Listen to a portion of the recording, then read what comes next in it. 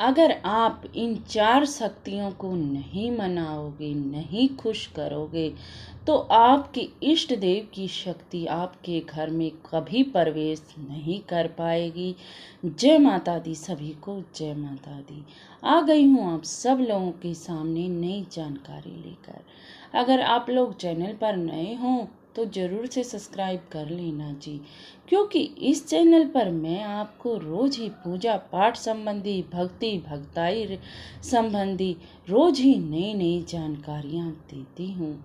आज मैं आपको बड़ी ही महत्वपूर्ण जानकारी देना चाहती हूँ जी। अगर आप लोग पूजा पाठ में आगे बढ़ना चाहते हैं, आप भी अपने इष्ट देव की सवारी चाहते हैं, उनका एहसास चाहते हैं, तो आज मैं आपको ये बातें बता रही हूँ जो आपको किसी ने नहीं बताई होंगी। आप बहुत पूजा पाठ करते हैं, आपने अपने जीवन में देखा होगा, आपने अपना इष्ट देव बना रखा है। कोई शिव को पूजता है, कोई हनुमान को, कोई कृष्ण को, तो कोई माता रानी को। सबके अपने अपने इष्ट देव होते हैं जी। सब अपने इष्ट देवों की पूजा करते हैं, फिर कहते हैं कि हम पूजा पाठ तो बहुत करते हैं, लेकिन हमारे घर में बड़ा ही दुख है, हम बहुत सी परेशानियों से घिरे हुए हैं, और हम तो इतना पूजा पाठ करते हैं भोले बाबा का या हनुमान जी का। अरे मैं मानती हूँ आप लोग पूजा पाठ करते होंगे, आप में कोई कमी नहीं है, लेकिन जी अगर आप लोग पूजा पाठ कर रहे हैं फिर भी आपका जीवन दुखी है, तो आपने इन 4 शक्तियों को नहीं मनाया जी, जो कि मैं आज आपको बताने के लिए जा रही हूँ। हमारे घर में सर्वप्रथम होते हैं हमारे पितृ देवता। हमारे पितृ देवता हमारे घर के सर्वोप्रिय होते हैं जी। अगर हम अपने पितरों को नहीं मनाएंगे और सभी का पूजा पाठ करेंगे, तो हम कभी भी जीवन में आगे नहीं बढ़ पाएंगे, क्योंकि पितृदेव एक ऐसे देवता हैं जो हमारी धन वृद्धि, संतान वृद्धि, कारोबार सभी की देखभाल करते हैं जी। और अगर हम उन्हें खुश ना रखेंगे, मैं आपको एक उदाहरण के द्वारा भी समझा देती हूँ जी। हमारे घर के माता पिता हैं, हम उनको तो खाना तक नहीं पूछ रहे, और हम बाहर जाके सभी को भंडारे लगा रहे हैं, तो ये तो ठीक नहीं है जी। हमें अपने सर्वप्रथम पितरों को मनाना चाहिए।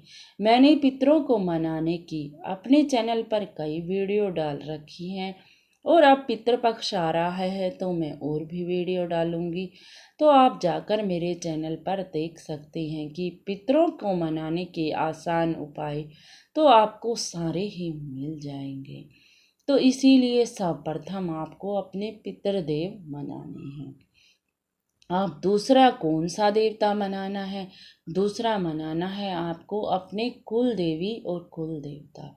किसी के घर में कुल देवी का निवास होता है, और किसी के घर में कुल देवता का निवास होता है, और किसी के घर में दोनों ही होते हैं। इसीलिए हमारी कुल देवी भी इतनी ही महत्वपूर्ण है, कुल देवी देवता जितने की पितृदेव, उनसे भी उग्र शक्ति है हमारी कुल देवी देवताओं का निवास हमारे घर की चौखट पर होता है जी। अगर हम उन्हें नहीं मनाएंगे, बाकी सभी देवी देवताओं को मनाएंगे, तो हमारे कुल देवी देवता उन्हें अंदर आने ही नहीं देंगे, क्योंकि कुल देवी देवताओं की इतनी शक्ति होती है कि वो हमारे घर में नेगेटिव ऊर्जा का तो प्रवेश होने देंगे, लेकिन पॉजिटिव ऊर्जा नहीं आने देंगे। इसीलिए दूसरी शक्ति को आपको मनाना जरूरी है, अपने कुल देवी देवता। ठीक है जी। मैंने कुल देवी को प्रसन्न करने की भी बहुत सी वीडियो बना रखी हैं, आप चेक कर सकते हैं मेरे चैनल पर। अब आपको तीसरा मैं आपको बता रही हूँ, नगर खेड़ा जहाँ आप रहते हैं उस खेड़े में कोई भी देवी हो या देवता हो, नगर खेड़े की देवी भी होती है और देवता भी। आपके नगर खेड़े में जो भी पूजता हो, जो भी देवी देवता हो, आपको उसको भी मनाना ज़रूरी होता है जी। त्योहार बार पर सभी जाते हैं अपने नगर खेड़े को पूजने, वहाँ उसको मनाने, उनका भोग प्रसाद चढ़ाने जी। आपने देखा होगा अक्सर होली दीपावली पर सभी पूजते हैं नगर खेड़ा को। तो आपको भी नगर खेड़े को भी प्रसन्न रखना है जी, क्योंकि अगर हम नगर खेड़े को प्रसन्न नहीं रखेंगे तो वो हमारे नगर खेड़े में आने ही नहीं देगा शक्तियों को। तो आपके घर तक कैसे पहुंच पाएंगी? नगर खेड़े का जो देवता होता है वह सीम पर ही रोक देता है, जहाँ से उसका नगर खेड़ा शुरू हो जाता है जी। इसीलिए नगर खेड़े के देवी देवताओं को भी आपको मनाना बहुत ही जरूरी है। अब चौथी शक्ति मैं आपको बता रही हूँ, जो कि चौक चौराहे की होती है। माता शीतला, माता मदानन, बहुत सी शक्तियाँ होती हैं चौक चौराहे पर। आपको उन्हें भी मनाना बहुत ज़रूरी होता है, क्योंकि आपके घर तक आने पर बहुत से चौराहे पड़ते हैं। अगर मैं आपको समझा देती हूँ जी।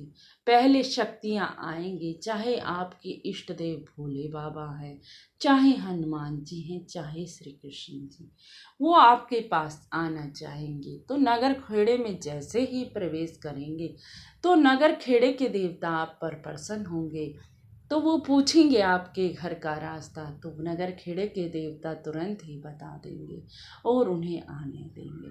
फिर वो चुराहे पर आएंगे जी। चुराहे की शीतला माता आप पर प्रसन्न होगी, तो वो रास्ता खोल देगी, चुराहे से भी आने देगी आपके इष्ट देव को। फिर हमारे कुल देवी देवता हमारे दरवाजे पर निवास करते हैं जी।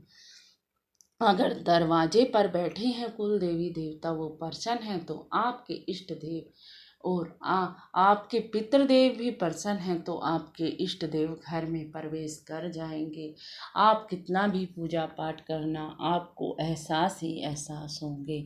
अगर आप इन 4 शक्तियों को मना लेते हैं तो मैं आपको एक उदाहरण भी बता दूंगी जी। मेरे एक रिलेटिव थे जो भोले बाबा के बड़े ही पुजारी थे। भोले बाबा की बहुत पूजा किया करते थे, लेकिन उनके जीवन में इतना दुख था कि उनको बीमारियों ने इतना घेर रखा था, डिप्रेशन में चले जाते थे रोज कहीं ना कहीं, कहीं ना कहीं। और इतने बड़े भक्त, सभी को सोच समझ नहीं आता था कि इतनी पूजा पाठ करता है फिर भी इतनी परेशानियां क्यों हैं जीवन में। फिर उन्होंने इन 4 शक्तियों को मनाया जी। आप आज समझ नहीं पाओगे कि उनके जीवन में इतना सुख है। उन्हें साक्षात एहसास होते हैं भोले बाबा के, उनकी अंतर आत्मा में बैठ गए हैं भोले बाबा। उन्हें उनकी शक्तियाँ भी जागृत होने लग गई हैं जी। इसीलिए मैं आप सभी से हाथ जोड़कर यही निवेदन करती हूँ, अगर आपको भी भगवान की प्राप्ति करनी है, अपने इष्ट देव के एहसास करने हैं, सवारी बुलानी है अपने शरीर पर, तो आप इन 4 शक्तियों को जरूर से जरूर मना लें। आपकी 5वीं शक्ति, आपके इष्ट देव तो आपके पास दौड़े दौड़े चले आएंगे जी। चलो जी, अगर आपको जानकारी कुछ अच्छी लगी हो तो लाइक, शेयर और कमेंट में जय माता दी जरूर लिख देना जी। जय माता दी, जय माता दी, जय माता दी।